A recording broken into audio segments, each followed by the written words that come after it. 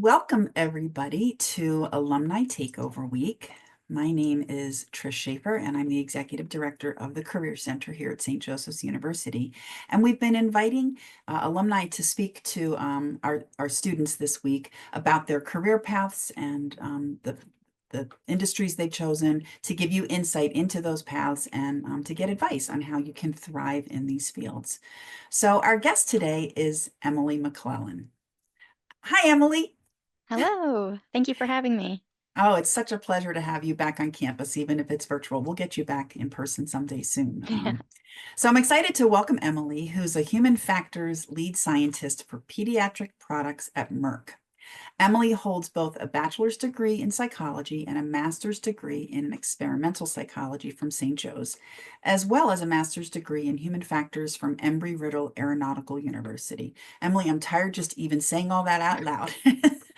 Her career Uh, spans roles such as clinical research coordinator at the Children's Hospital of Philadelphia, and she has worked on groundbreaking studies in mental health and cognitive impairments. Emily's expertise in human factors research and her commitment to improving patient experiences make her an invaluable asset to her field. Emily, welcome. It's great to have you. Thank you. Thank All you. right. Yeah. So we're going to get started on just some career questions. I would just say to folks who are participating today, if you have questions, you can go ahead and put them into the Q&A and we'll share those with Emily at the end of our session today. So let's get started with Emily. Emily, with you just describing your current role as human factors scientist. What does that mean? What are your core responsibilities? What do you sort of do if there's a typical day or week? And said differently, what do you spend your time doing? Like, so students understand, like, this is what I do. These are the skills I've developed, all that kind of stuff. So take it away. Yeah. So just to kind of back up a little bit, if people aren't familiar with human factors or if they aren't really quite sure about what it is, human factors is kind of a combination between psychology and engineering. And really the one big example that people always give when describing human factors is if you imagine a pilot in the cockpit of an airplane and they have all the displays and all the dials and the gauges and the noises and the sounds. And so how do you design that cockpit? How do you design all that information so that the person using it doesn't make mistakes? And so in my role at Merck, I kind of take that same idea and apply it towards the design of like medication kits. I specifically work with pediatric products that come in the form of a medication kit because babies and toddlers can't swallow tablets. And so what parents and caregivers need to do is they need to mix medication with a liquid or medication with a soft food or powder with a liquid and then administer it to their child. And so they'll be working with the medication, different components like mixing cups and syringes. And so what I try to do and what the human factors team tries to do is design those components, design the instructions so that the caregivers using those medication kits don't make mistakes and they can administer the full dose of medication to whoever's taking the medication. And so in terms of like day-to-day job responsibilities and stuff, there's a huge wide breadth of job responsibilities that I do. I don't think I've done one thing twice in the 9 months that I've been working at Merck. The main thing we do though is user research. And so when we have, for example, a prototype or a final product of a medication kit, we'll do user research. We'll have participants come in, not to Merck, we outsource that work, but we have participants come in and we write the research protocol for the research study. We come up with the questions that we want the participants to ask. We come up with the tasks that we want the participants to do. And then we gather all that data and we look at where people are making mistakes. And wherever people are making mistakes, that's where we design mitigations into the device in order for people to not make those mistakes. So we might change the shape of a mixing cup or change the instructions or add better pictures. So that's one of the main responsibilities that I do. And another thing is we support the filing of the drug product to the FDA. So once we have kind of the final product and we want to submit it to the FDA and put it on the market, we need to come up with all the evidence that shows that, hey, this device, this medication kit is safe for people to use. So those two main activities are what I spend most of my day on, supporting filing for the FDA and then that user research. So how many products are you working on at any one time?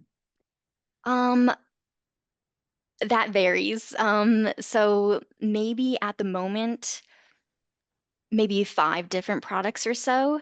But sometimes during the week, I'll only work on one product because that's the priority. But yeah, 5 or so different products at a time. All are in different stages of development, so all require, different work activities. Yeah. And so are you engaged from the very start? Hey, we're ideating about a device and you take it through, or do you come in at some point in the process? Yeah, so it can be both. For example, like there's this one product, and we thought it was going to be one of these medication kits, but now it's not a medication kit, and now our services aren't needed. Or on the other hand, like, oh, now this product is a medication kit, so now our services are needed, and then we would jump in. So really, we help whenever help is needed, whether it's from the beginning or whether we need to jump in the middle. Cool.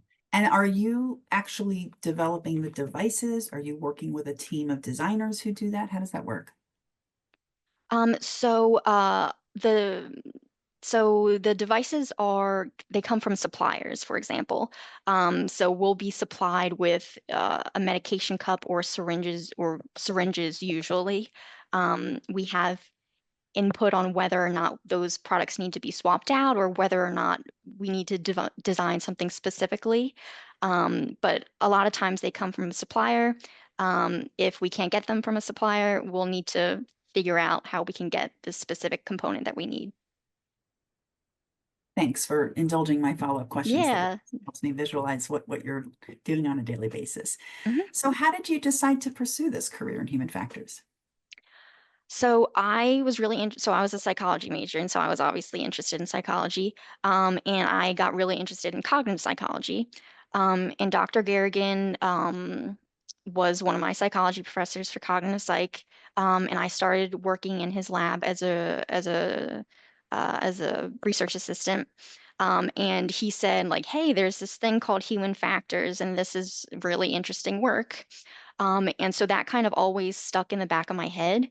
After I graduated St. Joe's, I wasn't working in human factors. I was doing something very different at the Children's Hospital of Philadelphia and UPenn, where I was a clinical research coordinator working in a psychosis research lab. But always in the back of my mind, human factors was super interesting to me. The research I was doing at CHOP and UPenn, obviously, research is very important, but at the same time, I felt like I wasn't helping anybody in their day-to-day lives. Like I wasn't really solving problems directly. And so I really wanted to do something that was more like hands-on and tangible, and someone would come to me with a problem and I would solve it, and I could see that implemented in the real world. And that's what human factors is. And so human factors was always in the back of my mind. And then at CHOP, I decided to get that second master's degree and then go for it.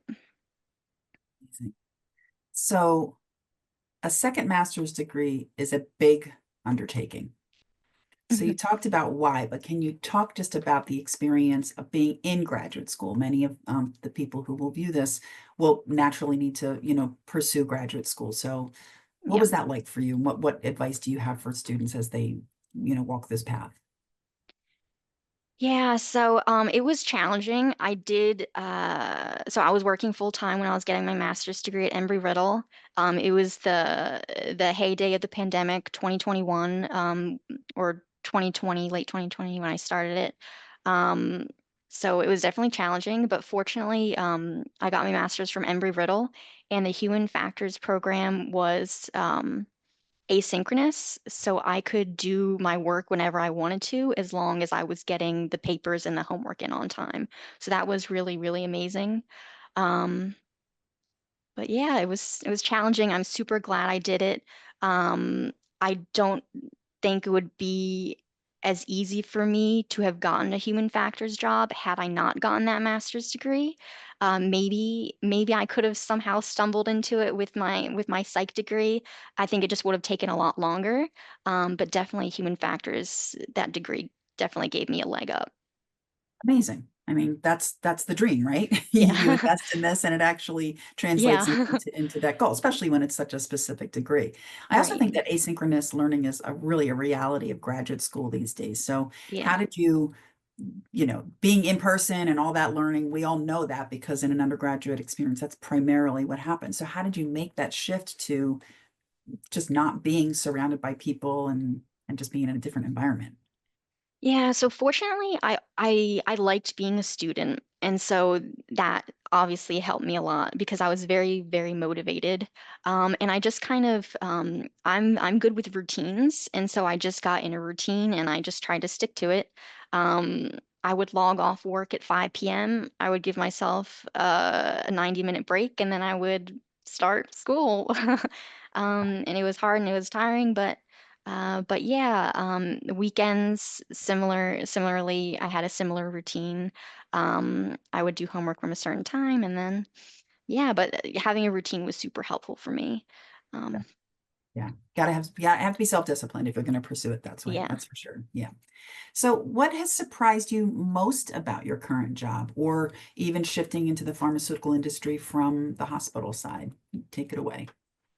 I mean, everything has been a surprise for me. I wish I had a good answer, but literally everything. It was like a career 180. Like I was working, doing clinical research with research participants, and now I'm like a scientist, and it was a complete 180, but everything surprised me. It's just an entire different world. Um, there's so many levels of the process of getting a drug out on the market. It takes so long, so much work goes into it. Um, the different acronyms that you're surrounded by. It's a completely different language, a completely different world. Um, but yeah, just everything surprised me. It's like a little bit like learning to walk and talk again, but slowly and surely I'm learning. I've been here for 9 months now, and I'm still everything still feels so new to me. Hmm. But it's been a great learning experience. Yeah, but That's been great. an experience. I worked in pharma for about 4 years, and the acronyms they're real. Yeah. And you're like, I don't know what I would do meetings and be like, I wrote down 25 things. I think these, I'm just phonetically spelling them. What does any of this mean? Like until you pick Yeah. that up, you really can't even engage in the conversation. So Hmm. I recall that well. Um, Yeah. well, you're surrounded by a team then, it sounds like. And have they helped you? What's been that experience of being on a team? Yeah, no, everyone has been super, super helpful. Fortunately, our team is kind of small. There's about 7 people, and so it's a close-knit group. And everyone is just super approachable. So that's amazing. People have different backgrounds. Like I'm really the only kind of psychology person, and we have people who've specialized in human factors, obviously biomedical engineers, industrial engineers, and so there's this great multidisciplinary group. Um, and different people on the team are in different stages of their life and their career, and so you can just get so much feedback and support and input with regard to any questions you may have, and yeah, it's been great. Like those group projects, right? I Yeah, know. Yep. people coming from different disciplines, you got to get Just those things one big done. group project is life. Exactly. With slightly higher stakes, but Yeah.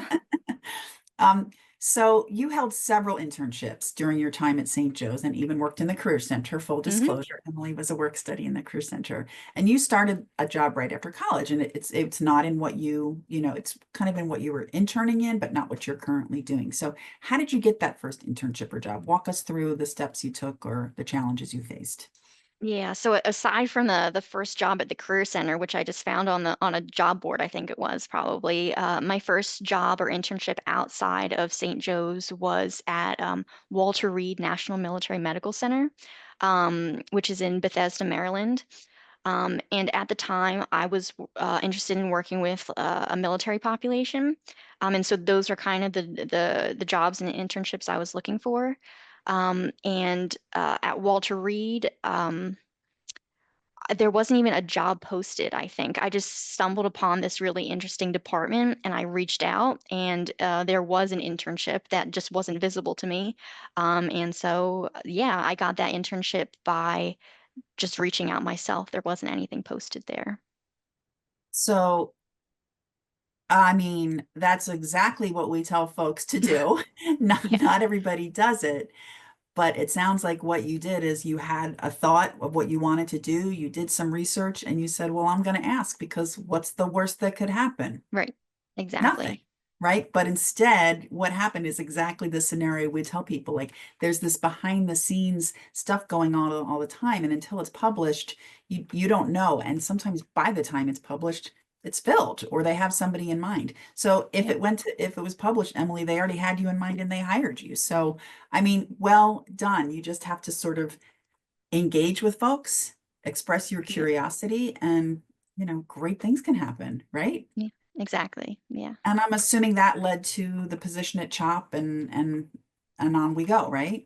Yeah, it definitely, I was working at the time I was working at Walter Reed, I was in a hospital setting and it was a research internship. And so working in a hospital setting and having a research internship, obviously, there's a lot of overlap between that and my CHOP job. So I'm sure that that played a big part in that. Unbelievable. So, what advice do you have for students who are looking to enter the job market, and whether it's at the internship level or full time as students are getting ready to graduate? Um, I would say, I know my problem was whenever I was looking at like job descriptions or job roles or whatever, I would think like, ah, I'm not qualified. I don't have any of these skills. I don't meet any of these requirements. And if you stumble on those jobs, just apply anyway. If you obviously don't apply for something that's completely out of left field, but if you think that you do have somewhat of the skills that it's asking for and you're interested in it, don't let those specific job requirements that you might not have deter you from applying for the job. That was my case for applying to this Merck job. Um, my my job my job background was so different from this job background, and really there was not a lot of overlap between the two skill sets, but I applied anyway because I had the educational background in human factors, and I ended up getting the job. So don't let those specific job requirements deter you. Um, Also, I guess, like I said, even if you don't see a job position, reach out anyways because there might be something behind the scenes that they're working on.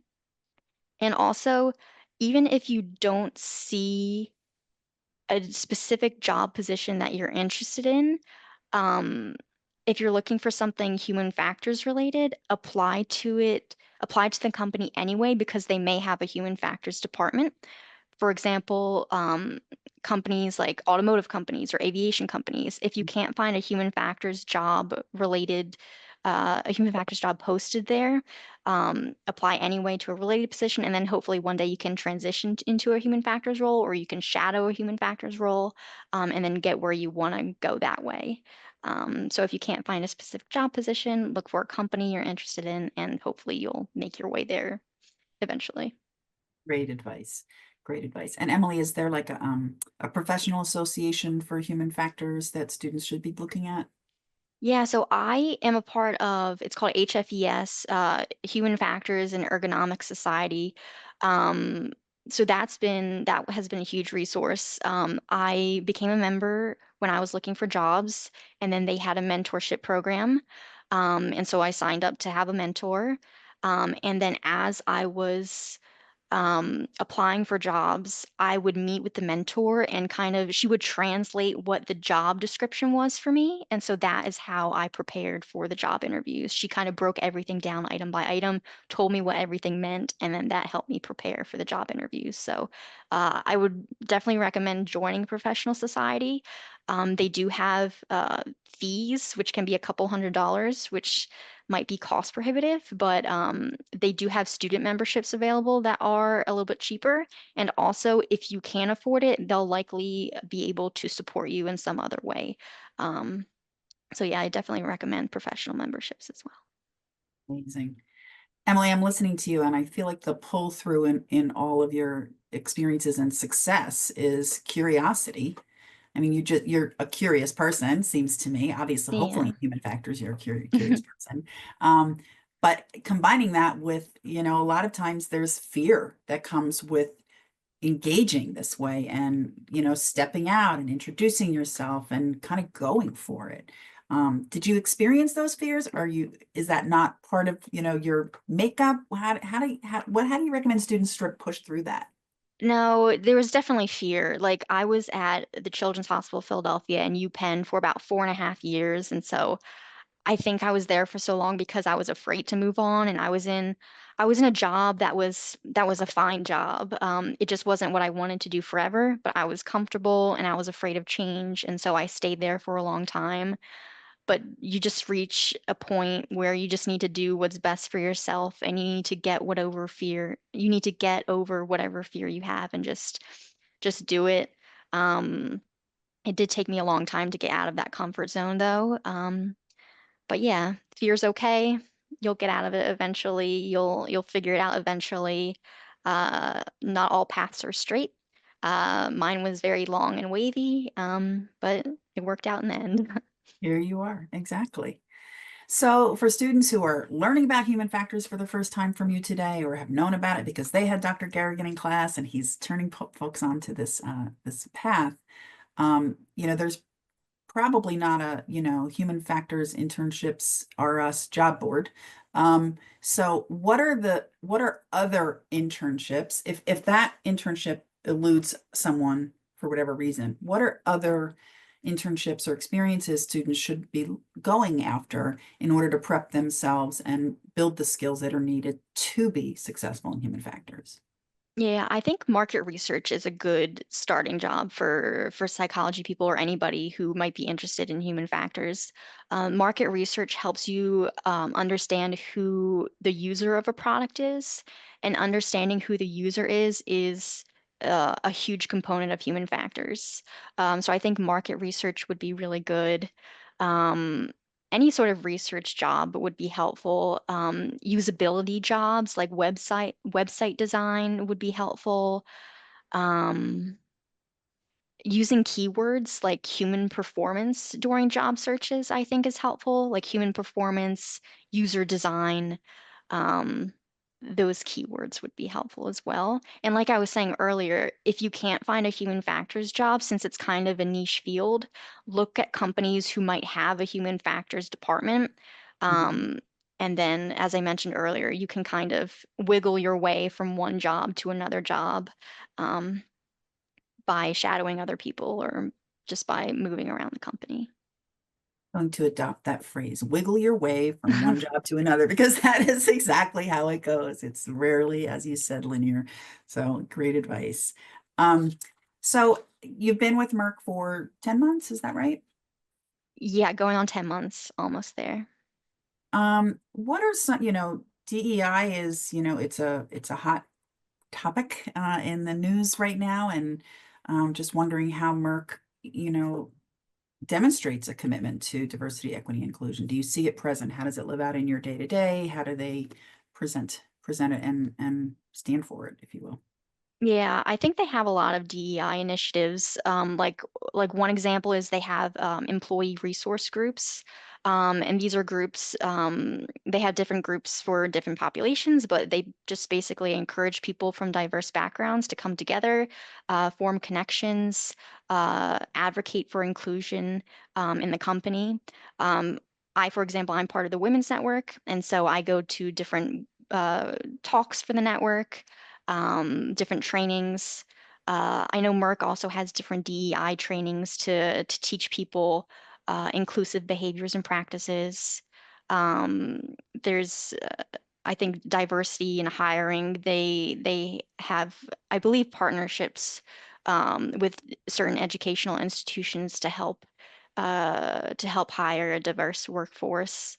Um, and I think lastly, kind of like what I mentioned earlier on, they just encourage diversity in thinking. Like I mentioned earlier, like I'm the only one with a psychology background really in the human factors group. Everyone else is a human factors engineer or industrial engineer or biomedical engineer. But I was coming in from this interesting angle. And so I think encouraging diversity of thought is also something that they practice as well. It sounds like it's critical, certainly within the role that you do. Yeah, If you had 8 people who all thought the same thing, you know, exactly. you know, you might not get to some great results there. So that's great. Yeah, yeah. Um, so when you were in school or, through undergrad or beyond, what's something that you wish someone told you? It's a sort of cliche question, wish someone had told you when you were in school or maybe said differently. What's something you wish you had listened to more, that you were told that you Yeah. listened to more closely when you were in school? I think one of the things I'm thinking of was everyone was pushing me and pushing us to network. And I was very introverted and shy, and I was like, networking isn't for me." And the only reason I thought that was I thought that the main point of networking was for someone to get a job for you. But in reality, networking is just to just form relationships for you to have a resource to go to if you have any questions.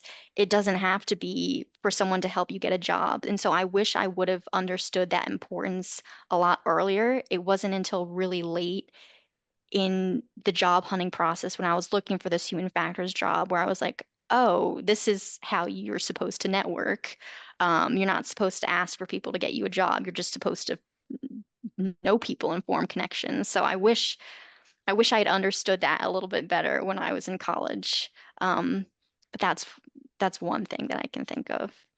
That's amazing. And it's so true. People think it's transactional when it's actually Yeah, relational and it's exchange yeah, of ideas. And you might not, be able to help somebody in that moment, or they might not be able to help you, but lo and behold, 2 years later, you're like, wait, I met somebody who does this. I'm gonna look them up. yeah, So it's sharing and receiving. That's what networking is. And who knows what can come of it. So do you find that networking now that you're sort of you've adopted this new sort of orientation towards it, how did it help you in your search and how has it helped you in your career? yeah. So in my search, I eventually got the confidence to start reaching out to people on LinkedIn, and having little conversations with them. So that helped me pinpoint where and where not I should be applying to jobs for. And then, as I mentioned earlier, I found a mentor through the HFES, Professional Society, and she was super helpful. She's been such a great resource. Uh, just again showing me where all the possibilities are in this field. As I mentioned earlier, she helped me prepare for my job interviews, and so that was so helpful. Um, but yeah, I've been very fortunate to have made some great connections to help me get where I am. Good for you. Um, what were 2 or 3 experiences that you engaged in while in college here at St. Joe's that helped you prepare for your first roles out of college? I think working in a research lab was super helpful. I was in Dr. Garrigan's lab. It just taught me um, for one, it taught me like logistics, like coordination. And obviously, my first job out of college was a clinical research coordinator. So it taught me how to run participants, which was all I did at my first job out of college. So that was incredibly helpful. Another experience was just having a work study job at St. Joe's.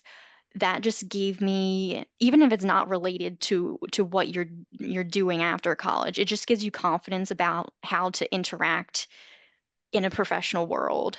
Um, Things like answering the phone or using a big copy machine, those small things, they give you confidence. and just like interacting professionally and answering emails professionally, greeting people at the door. All those things seem super small and kind of petty, but they build up, and they're like little building blocks that make you confident once you do enter the real world. Absolutely. It's foundational, right? Yeah. Now you're not worried about how to do all of that. That's Hmm. under your belt, and now Yeah. you can build on top of that. So, Yeah. and you were a great work study student, so that always helped too. So, let's talk about what courses you took at St. Joe's that helped you prepare for the job market or just life after college, either directly or indirectly. Yeah, obviously, all the psychology courses I took were super relevant. They were relevant for my job at CHOP and UPenn, and they were also relevant for my human factors job currently. Specifically, sensation perception, a psychology course has been a big help, as well as cognitive psychology. Like sensation perception is how people perceive information, and cognitive psychology is how people make sense of information. And so when people interact with devices, they're perceiving the device, they're forming thoughts about the device. And so those two courses have been super instrumental in me pursuing my human factors career. In addition to the psychology classes, just research methods, all the research methods. How do you do good research? What is research? How to design a study? That has been super important. Um, and just writing courses. Everywhere you go, you're going to need to be a good writer. And you can never take too many writing courses because that's going to follow you for the rest of your life. I think that I know Dr. Garrigan is listening. I think he's probably cheering right now at everything that you've just said. As you should. No, it was a great experience. So we'll finish up before we get to Q&A here with our final question, prepared question anyway, which is how has your Jesuit education impacted how you work or the career decisions that you've made to date? Yeah, so the Jesuits, when looking at different religious orders like Jesuits and Franciscans and Dominicans or whatever religious order, the Jesuits are like the thinkers and the questioners. And so I think that definitely rubbed off on me. It just made me, as you said, Trish, earlier, just a curious person. Uh, just me asking why something's happening. Um, it just made me a curious person. And also, the Jesuits similarly value educational excellence. And so, I love learning, even though it was really hard and challenging. I love learning. I think being a lifelong learner is super important, and I think that shaped my desire to go on and get a second master's degree. Another way the Jesuit, I think, education shaped me. The Jesuits really value social justice and caring for the person. And human factors, now multiple times, I've heard it from multiple people that human factors is an empathy science. Because when you're designing a device or system or whatever, you need to empathize with the people who will be using that device. You need to understand their cognitive limitations and their physical limitations and really put yourself in their shoes to help them get what they need. Um, so yeah. Amazing. What an incredible tie-in. Like, could you have possibly predicted this when you were, when you took that first class or it was Yeah, suggested to you that it would lead to this, you know? exactly. Yeah. It's Took a all in there. while, but I'm here. It's It going didn't great. take that long, Emily. You're not giving It yourself felt a credit. long time. It felt long, but it didn't Yeah. take that long for sure. For sure. Okay, well, I think we're going to move to Q&A, and we do have a question here, and it's coming from none other than Dr. Garrigan. So I'll read it to you and you can respond. So he asks, can you tell us what a typical experiment you would run looks like? Like what kind of device you'd be testing and what kind of errors people might make? Yeah, so a typical study I would probably say is like a simulation study. So you have a research participant, you put them in a room with all the things you would need to administer medication, and then you might have like a little mannequin of a baby. And you would have the participant do the study just as they would in real life. And so you would give them the instructions. You would have them go throughout all the instructions. And you're taking note of all the troubles they have, all the use difficulties they have, all the mistakes they make. And so some errors you might see is like, oh, they didn't administer all the medication to the baby. There was still some left in the cup. Or they didn't wash their hands prior to administering the medication, or they used the wrong component. They used the wrong dosage of the syringe in the experiment. So I think that's a typical scenario that you would see. And another thing we do is just understanding how people um, not just administer medication, but like use a device itself. So what are the forces that you would exert when using a syringe, for example? And so we would get special equipment, hook it up to the syringe, and figure out, okay, what's the pressure that people are using when using the syringe, or what angle are they holding out, or are they holding it out? Um, just how do people interact with it? And so you take that and then you figure out, okay, we need a device that's this strong, or we need a device that's this big. We need a device that can fit this size of hand. And so I think that's an additional thing that we look at frequently. Amazing. And I'm going to respond to that personally, which is if your mannequin, baby mannequin, is not squirming around, then you don't truly know the headlock you're going to need to put your child into to squirt that medicine Exactly. into their Yeah. mouth. I mean, it's the challenge is real. So Yeah. I respect you trying to make that as realistic as possible for the people who are doing it. So all right. Um, let's see. I think that is the last question we have from the participants, but I'd love to just finish with, what advice do you have for this generation coming out of college and, what's parting words? Parting words. Well, certainly I think this cohort coming out of college has a lot of challenges that they're going to face, unfortunately. And so my advice to them would be um, get a financial advisor, honestly. Get a financial advisor, start investing money, start saving money, do what you have to do. Um, Apply to jobs that value a work-life balance. Um, because that will that'll be that will change your world if you can find a job that has a good work-life balance. So financial advisor, work-life balance. Um, a job is just a job. You don't have to love it. You just need to tolerate it. So it's okay if you don't have a passion for it. You don't need to have a passion for it, because at the end of the day, you're just giving a company your time and they give you money. So if you don't have passion for it, that's fine. Just go home and use the money they give you to find passion in your own personal time. So don't think that you need to be obsessed with loving your job, because that's not the point.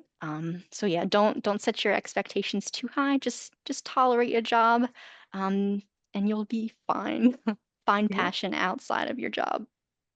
That's great. All that said, though, Emily, it sure sounds like the all the commuting to CHOP and the job not being exactly what you wanted. It seems like you've found that balance. You seem Yeah. really happy and interested in your job, and it makes a difference. Has it made a difference for you? Just this sort of like, wow, I'm excited to get to work. Yeah, no, it definitely, like with this job, I wasn't looking to work in the pharmaceutical industry. I was really interested in working with like a military population or for like a transportation company.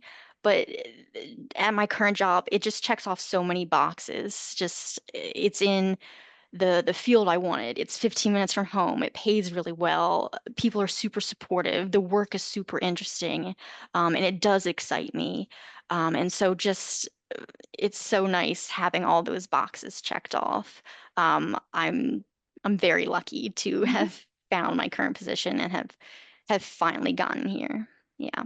And as we discussed, your next wiggle Could be great, could be not great, but then you'll wiggle again and you'll find something that you love again. So Exactly. it's a journey, right? Yeah, So, well, Emily, I really super appreciate you spending time with us today, and we'll let you get back to the very important work that you're doing. So, sure. love to see that your success and that you're enjoying what you're doing, and we'll get you to campus sometime soon. So, All right. Sounds good. Thank you so much. Thank you for inviting thank me you, again. Emily. Really appreciate you being with us. Take Sure. care. No problem. Take care. Bye bye.